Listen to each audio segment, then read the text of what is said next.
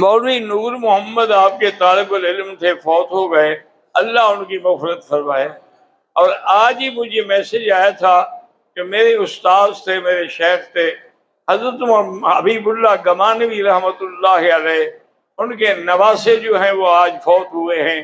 اللہ مغفرت فرمائے، اللہ درجات بلند کرے، اور اللہ پسماندگان کو صبر جمیل عطا فرمائے۔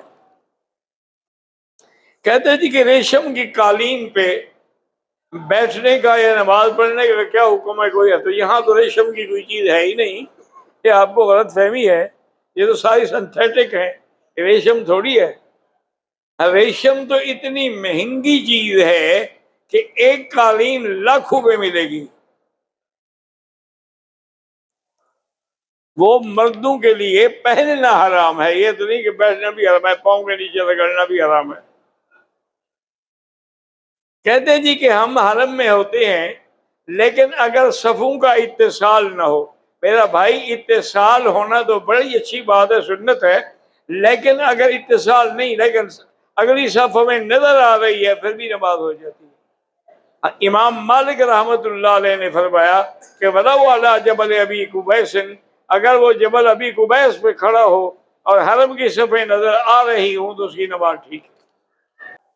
میرے والد کے لیے مغفرت کی دعا کریں، اللہ سب کی مغفرت فرمائے۔ پہلے دن ہم نے رمی کی فجر کی نماز کے دوران پتہ نہیں کیا لکھا ہے، دوسرے دن بھی میں نے فجر کے فوراً بعد کی، پتہ نہیں تھا، تیسرے دن کرنی تھی، مگر پڑھا کہ محرم کے ساتھ ہے تو رمی کر سکتا ہے، فجر کے بعد نہیں ہوتی، پہلے دن جو ہے وہ فجر سے لے کر زوال تک افضل ہے، سارا دن جائز ہے۔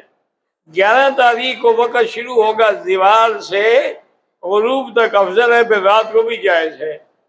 12 کو بھی وقت شروع ہوگا زوال کے بعد، اگر اس کے علاوہ آپ نے غلطی کی ہے تو پھر دم پڑ جاتی ہے۔ ہم زندہ لوگوں کی طرف سے طواف کر سکتے، آپ اپنے لیے کریں، ان کے لیے دعا کریں۔ ایک ہی طواف ایک کے لیے ہوتا ہے، ایک حج ایک کے لیے، نہیں کہ ایک حج کرو سب کا ہو گیا۔ بچے کے کان میں جو اذان دیتے ہیں اس کی حقیقت بھی یہی عقیدہ توحید ہے کہ سب سے پہلے اس کے اندر اللہ اکبر اللہ اکبر، اللہ کا نام جائے۔ حاجی کے لیے کون کون سی زیارتیں ہیں مکہ مدینہ میں؟ میرا بھائی مکہ ہو یا مدینہ، یہاں تو قدم قدم زیارت ہے، ہر ذرہ زیارت ہے۔ تو اس لیے مثلا مکے میں آپ ہیں، جبل نور ہے، غار ثور ہے، عرفات ہے، منا ہے، مزدلفہ ہے، اور اسی طریقے سے مسجد صدیق اور کئی مقام ہیں۔ لیکن جب آدمی اللہ کے گھر میں آ جائے تو پھر باقی زیارتیں ڈھونڈنے کی کیا ضرورت ہے؟ امام صاحب حرم میں جس طرف ہوتے ہیں اس کے آگے کوئی نہیں ہوتا، باقی 3 طرف اگر لوگ آگے ہوں تو کوئی حرج نہیں، کیونکہ کعبۃ اللہ میں ہر طرف سے آپ کھڑے ہو سکتے ہیں۔ تو امام صاحب ایک جانب میں کھڑے ہوتے ہیں، باقی 3 جانب میں تو نہیں ہوتے، اس سے اگر آپ آگے کھڑے ہو گئے نماز ٹھیک ہے۔ 11 دن حج کو کنکری جو ہے زوال کے بعد سارا دن، جن لوگوں نے صبح کی ہے تو ان پر دم ہے۔ مجھے طواف کے دوران میں 15 ریال ملے ہیں، خیرات کر دو، یہ جو کام کر رہے ہیں حرم میں ان کو دے دو۔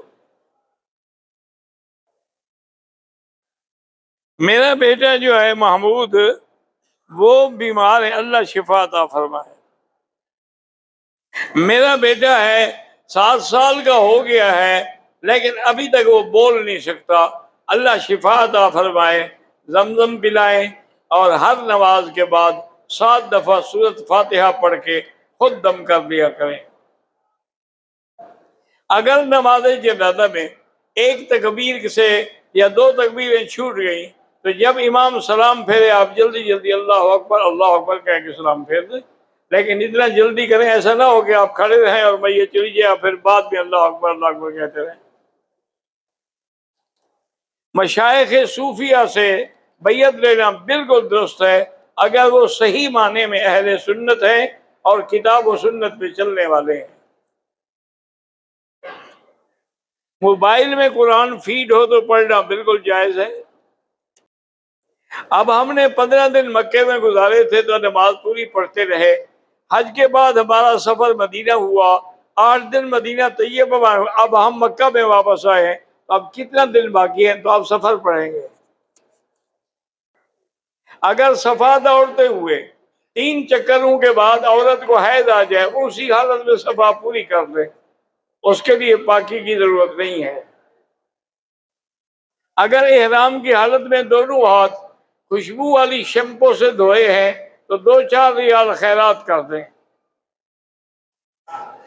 ہمارے خاندان میں جمعرات کا یا 40ویں کا ختم کراتے ہیں، بالکل بدعت ہے، اس میں شرکت بھی ناجائز ہے اور کھانا بھی ناجائز ہے۔ ہم ویسے ہی جاتے ہیں تاکہ وہ لوگ ہم ان کے ساتھ نہیں کھا سکتے، جب چیز جائز نہیں ہے تو کھا کیسے سکتے ہیں؟ اور اگر آپ جاتے رہے تو وہ تو ہمیشہ پکے رہیں گے نا، نہیں جائیں گے تو ان کو سمجھائیں گے نا۔ طواف صفا حل کرانے کے بعد 2 نفل بعد میں نہیں ہوتے، طواف کے بعد 2 رکعت واجب ہے۔ حج بدل کرنے کے لیے آئے ہیں، اگر ہم نے حج سے پہلے کوئی عمرہ کیا ہے، اس کی نیت بھی اس کے لیے تھی تو اس کو ملے گا، آپ کی اپنے لیے تھی تو آپ کے لیے ہے۔ شادی کو 12 سال ہو گئے ہیں لیکن اولاد نہیں ہوئی، میرا بھائی پہلے تو دونوں میں ابھی بھی ٹیسٹ کروائیں گے، نقص کس میں ہے، اور جس میں نقص ہو اس کا علاج کرائیں، اور علاج شرعی کے اعتبار سے سورۃ یوسف پڑھ کے دعا کیا کریں۔ عورتیں جو ہیں وہ طواف وداع کے بعد اگر موقع ملے تو عمرہ کر سکتے ہیں، کر سکتی ہیں۔ عمرے میں طواف کرتے ہوئے رکن یمانی پہ بھی ہاتھ نہ لگائے چونکہ خوشبو لگی ہوتی ہے، اور رکن یمانی اور حجر اسود کے درمیان بھی غلاف پہ سب خوشبو ہوتی ہے، بس حجر اسود پہ اشارہ کریں، رکن یمانی پہ اشارہ کرنے کی ضرورت بھی نہیں ہے۔ احرام کی حالت میں ایک ہاتھ کی خالص انگلیاں واش کر لی شیمپو سے، 2-4 ریال خیرات کر دیں۔ ہمارے ایک دوست کو کاروبار میں نقصان ہو گیا ہے، اللہ سے دعا مانگے اور استغفار زیادہ پڑھے، کم از کم 2000 دفعہ استغفار پڑھے تو قرضے بھی اتر جائیں گے اور اللہ رزق میں بھی برکت دیں گے۔ میرے بیٹے کا نام محمد نوح ہے، ٹھیک ہے، کوئی بات نہیں، ویسے محمد ہی کافی ہے، نوح ہی کافی ہے، ہمارے یہاں بڑے لمبے لمبے نام رکھتے ہیں۔ ہمارے گھر میں چمگادڑ آتے ہیں، اس میں کوئی شرعی مسئلہ کوئی نہیں، کوئی جادو شادو نہیں ہوتا، ایسے ہوتے ہیں پرانے وقت سے، وہاں تعمیر ہو گئی تو ان کا بلیک دے رہا ہے، گھر بناؤ، نکال دو، صاف کر دو، سپرے کر دو۔ حرم میں کسی نمازی کے آگے نہ گزرے، اگر مجبوری ہو تو دور ہو کے گزرے۔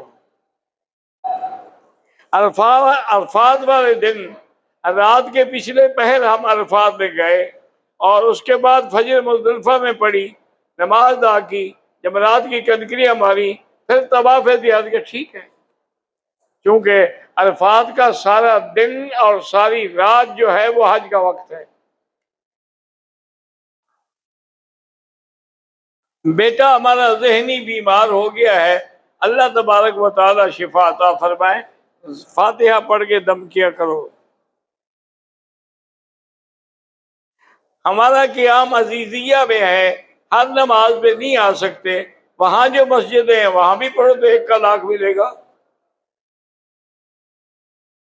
داڑھی کو خطاب لگا کے کالا نہ کریں، البتہ مہندی وغیرہ لگا سکتے ہیں۔ مسجد جن میں جس کو جن ہو ختم ہو جائے پہلے تو جن والا بندہ ڈھونڈے، پھر اس کو پکڑ کے ہم مسجد جن میں لے جائیں، ایسے کسے کہانیاں پہ اس جگہ جن آئے تھے حضور پاک کے پاس، اس لیے اس کو مسجد جن کہا جاتا ہے۔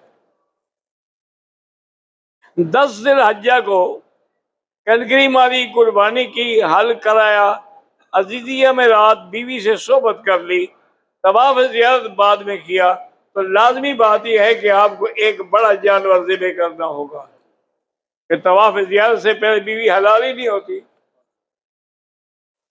جس سے اب لڑکی کا رشتہ نہیں ہوتا 3 دفعہ سورۃ الرحمن پڑھ کے دعا کیا کرے.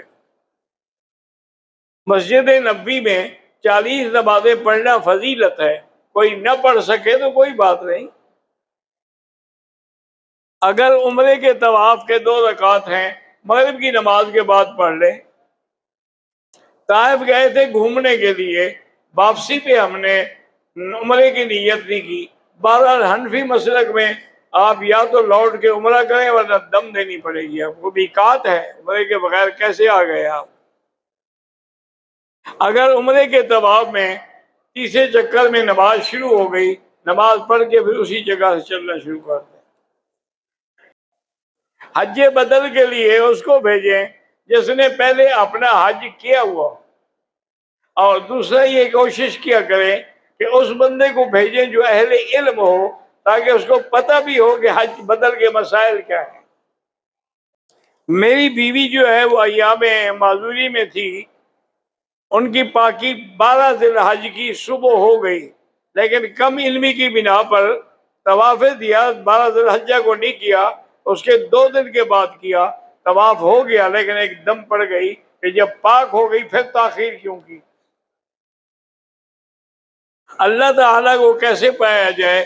زیادہ سے زیادہ اللہ کا ذکر کرو. فاذکرونی اذکرکم، تم اللہ کو یاد کرو گے تو اللہ تبارک و تعالیٰ تمہیں یاد کرے گا. طواف زیارت کے آخری چکر میں ظہر کی اذان ہوئی. آخری چکر ختم ہونے میں تھوڑی دور باقی تھا، اقامت ہوتے ہوئے ہم نے چکر ختم کر کے السلام کیا، ٹھیک کیا، ہو گیا. عشاء کی نماز دیر سے پڑھنا افضل ہے، لیکن جہاں جماعت ہو وہاں جماعت کے ساتھ پڑھنا افضل ہے. وہ تو حضور پاک نے فرمایا تھا کہ میں اگر اپنی امت پہ مشقت نہ سمجھوں لَأَمَرْتُهُمْ بِتَأْخِيرِ الْعِشَاء، میں ان کو حکم کروں کہ عشاء کی نماز دیر سے پڑھا کرو. میرا بیٹا بولتا نہیں، اللہ شفا عطا فرمائے. بہرحال ہر نماز کے بعد 7 دفعہ سورۃ فاتحہ پڑھ کے دم کیا کریں. بہت سارے لوگ ہیں حرم کے باہر جو ہوٹل ہیں، نماز کے لیے وہی کھڑے ہو جاتے ہیں یا کمرے میں کھڑے، وہاں ان کی نماز نہیں ہوتی جب تک کہ باہر صفوں میں نہ ملے. اکثر نماز سے پہلے راستے بند ہو جاتے ہیں، لیکن صحن میں اگر آپ کھڑے ہیں، صفیں بنی ہوئی ہیں، ٹھیک ہے، وہ آپ کی حرم کی نماز ہے. امام برآمدے میں کھڑے ہوتے ہیں، ٹھیک ہے، دوسرے 3 طرف اگر لوگ آگے ہوں تو کوئی حرج نہیں. میرا وضو ٹوٹ جاتا ہے، بار بار علاج بھی کرائیں اور اللہ سے دعا بھی کریں. میں نے 2003 میں قرآن حفظ کیا، 7 سال میں نے تراویح میں قرآن سنایا، پھر کاروبار میں لگ گیا، دوبارہ قرآن نہیں سنا سکا. تو قرآن بھول جائے گا، دوبارہ قرآن پڑھا کرو. اور قرآن پڑھ کے بھلا دینا گناہ کبیرہ ہے. بہرحال حضرت علقمہ کا واقعہ جو ہے کتاب میں موجود ہے. کیا آپ بمبئی آئے؟ ہاں میں گیا تھا بمبئی ایک دفعہ. اذان اور تکبیر کے درمیان میں ہم چکر لگا رہے ہوتے، وہ بھی چکر شمار ہوں گے. مزدلفہ میں مغرب اور عشاء جماعت کے ساتھ پڑھی، لیکن انہوں نے ترتیب سے نہیں پڑھائی، اس لیے ہم نے پھر الگ سے مغرب عشاء، ایک اذان ایک اقامت، پہلے مغرب بعد میں عشاء. ٹھیک ہے. حیض کی حالت میں عورت بنا احرام کے میقات کے اندر داخل ہو سکتی ہے، میقات میں داخل ہو سکتی ہے، نیت بھی کر سکتی ہے، نماز نہ پڑھے. جب آئے پاک ہو جائے پھر اپنا عمرہ پورا کریں. بہرحال جو لوگ ہوٹلوں میں کھڑے ہو جاتے ہیں ان کی نماز نہیں ہوتی. صفوں کا اتصال، یعنی وہ جو میدان میں صف ہیں ان کے ساتھ مل جائیں. ہم حج کے بعد جو قربانی، ایک ہے حج کی بکری، وہ تو مکے میں ہوگی، ایک ہے عام قربانی جو ہر سال تم کرتے ہو، وہ اپنے ملک میں ہو سکتی ہے. حاجی سعید خان صاحب اورنگ آباد کا انتقال ہو گیا، اللہ مغفرت فرمائے۔ طواف زیارت کے بعد 2 دن کے بعد ہم نے طواف وداع بھی کر لیا، لیکن کوشش یہ کریں کہ جب جانے کا وقت ہو اسی دن آخری طواف کریں۔ مسجد جیرانہ میقات نہیں، ہل ہے، کیونکہ وہاں سے حضور نے عمرے کا احرام باندھ کے عمرہ کیا ہے۔ اگر عمرہ کرنا چاہیں تو آپ بھی کر سکتے ہیں۔ بھئی شرائع جانے سے تو آدمی حدود حرم سے باہر نہیں نکل جاتا، لیکن شرائع تو بہت لمبا ہے، پتہ نہیں تم کہاں گئے تھے، اس کا کچھ علاقہ جو ہے وہ حدود سے باہر ہے۔ ہاں جی، کہاں؟ میں نہیں جانتا وہ کس جگہ ہے۔ اللہ سب کی مغفرت کرے۔ اللہم صلی علی سیدنا محمد وعلی آل سیدنا محمد کما صلیت علی ابراہیم وعلی آل ابراہیم فی العالمین انک حمید مجید۔ یا حی یا قیوم یا ذا الجلال والاکرام، یا ذا الجلال والاکرام۔ اللہم انا نسألک من الخیر کلہ عاجلہ وآجلہ ما علمنا منہ ما لم نعلم۔ اللہم انا نعوذ بک من الشر کلہ عاجلہ وآجلہ ما علمنا منہ ما لم نعلم۔